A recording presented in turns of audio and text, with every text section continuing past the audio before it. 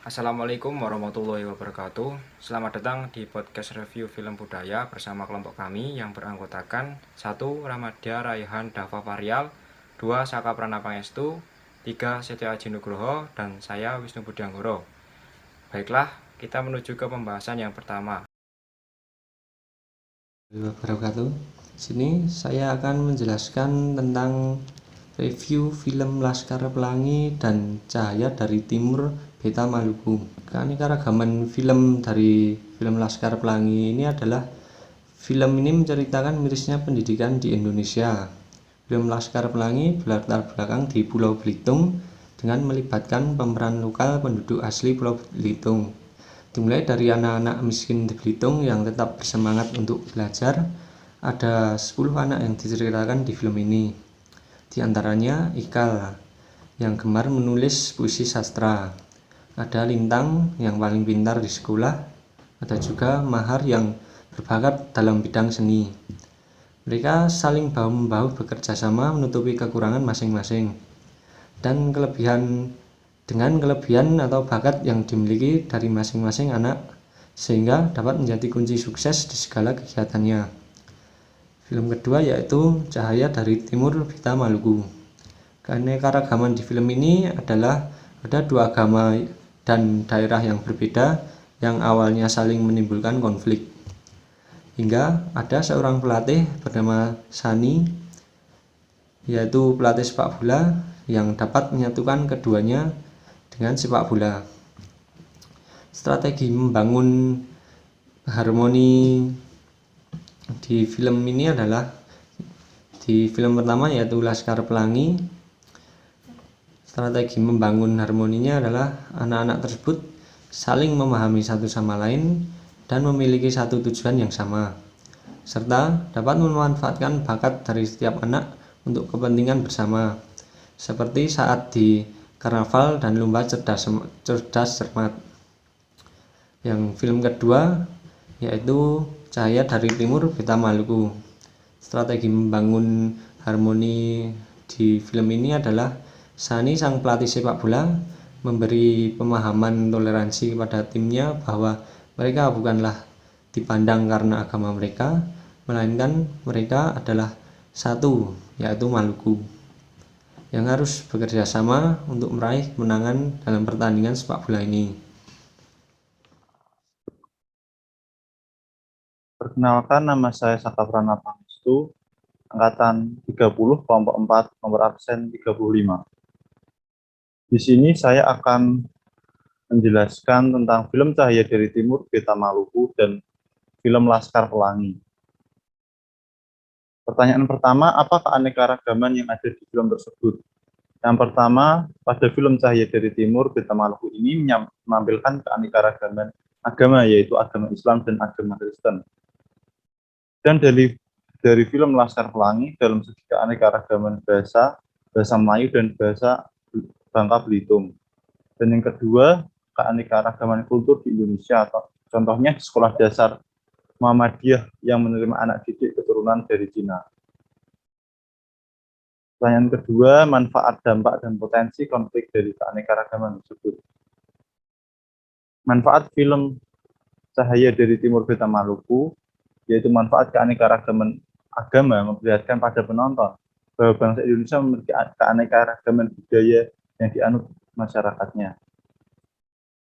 Yang kedua, dampak keanekaragaman agama dapat terjadi perpecahan apabila tidak adanya sikap toleransi antar umat beragama dalam masyarakat. Potensi konfliknya kerusuhan umat beragama. Dalam film Laskar Pelangi menggambarkan bahwa pendidikan di negeri ini masih tidak berpihak pada orang miskin, bagi sebagian masyarakat Indonesia yang masih hidup dari garis kemiskinan. Bukan karena mereka tidak tahu pentingnya pendidikan, tapi karena mahalnya pendidikan. Pertanyaan ketiga, bagaimana upaya membangun keharmonisan dalam perbedaan dari kedua film tersebut? Yang pertama, film Cahaya dari Timur Beta Maluku lewat rasa toleransi dan saling membantu tolong-menolong tanpa melihat suku, ras, dan agama. Selain itu, film ini memberikan semangat tinggi untuk berusaha menjadi lebih baik dan tidak mudah menyerah dalam keterbatasan. Upaya untuk menjalin keharmonisan adalah terdapat pada bagian perlunya menghargai sesama bangsa Indonesia yang multikultural. Persahabatan antar etnis yang ditunjukkan di film Laskar Pelangi, seorang keturunan Melayu yang bersahabat dengan keturunan Cina.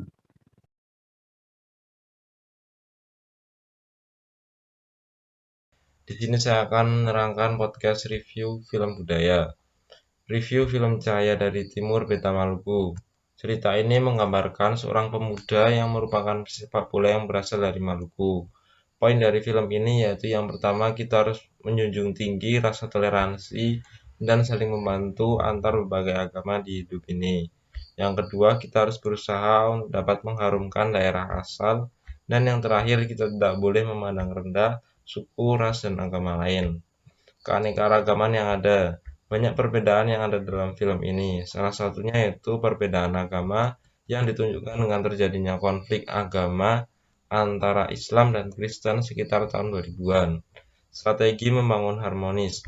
Cara membangun rasa harmonis yang terkandung dalam film ini yaitu yang pertama, tolonglah sesama umat manusia tanpa memandang suku, bangsa, ras, dan agama yang berbeda. Kemudian kita harus saling membahu-membahu, bersatu padu untuk mencapai cita-cita dan memecahkan permasalahan yang ada. Film yang kedua adalah film Laskar Pelangi. Review film Laskar Pelangi. Laskar Pelangi menceritakan kisah anak kecil yang tinggal di Belitung. Dalam kisah ini, anak-anak itu berusaha keras untuk dapat meraih cita-citanya dan mencoba untuk memperbaiki masa depannya dengan bersekolah. Nilai-nilai yang saya dapatkan dalam film Laskar Pelangi yaitu yang pertama, film ini mengajarkan kita bagaimana pentingnya kebersamaan seperti kekeluargaan dengan orang lain. Karena kita ini adalah makhluk sosial yang saling membutuhkan bantuan. Yang kedua, film ini mengajarkan kita untuk peduli dengan keadaan orang tua. Dan yang terakhir, film ini mengajarkan kita bahwa kita pasti bisa meraih cita-cita jika kita mau bekerja dan berusaha. Keanekaragaman yang ada. Keanekaragaman yang terdapat dalam film ini yaitu yang pertama, keanekaragaman budaya, seperti budaya Belitung, Islam, dan Cina. Selain itu ada keanekaragaman agama. Agama Islam sangat melekat pada film ini. Strategi membangun harmonis. Strategi yang dapat kita petik untuk membangun keharmonisan yaitu yang pertama, kita harus peduli dengan keadaan orang lain. Yang kedua, kita harus menghargai perbedaan yang ada dan tidak mempermasalahkannya. Demikian penjelasan dari saya, banyak kurang mohon maaf. Wassalamualaikum warahmatullahi wabarakatuh.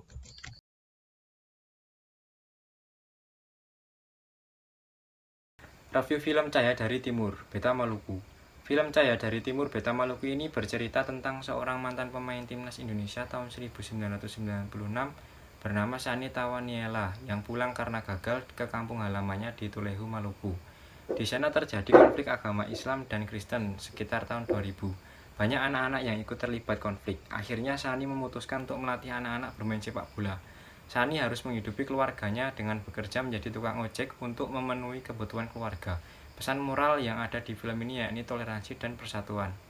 Keunggulan dari film ini yakni 1. Mengajarkan toleransi dan tolong-menolong tanpa membedakan suku, ras, dan agama.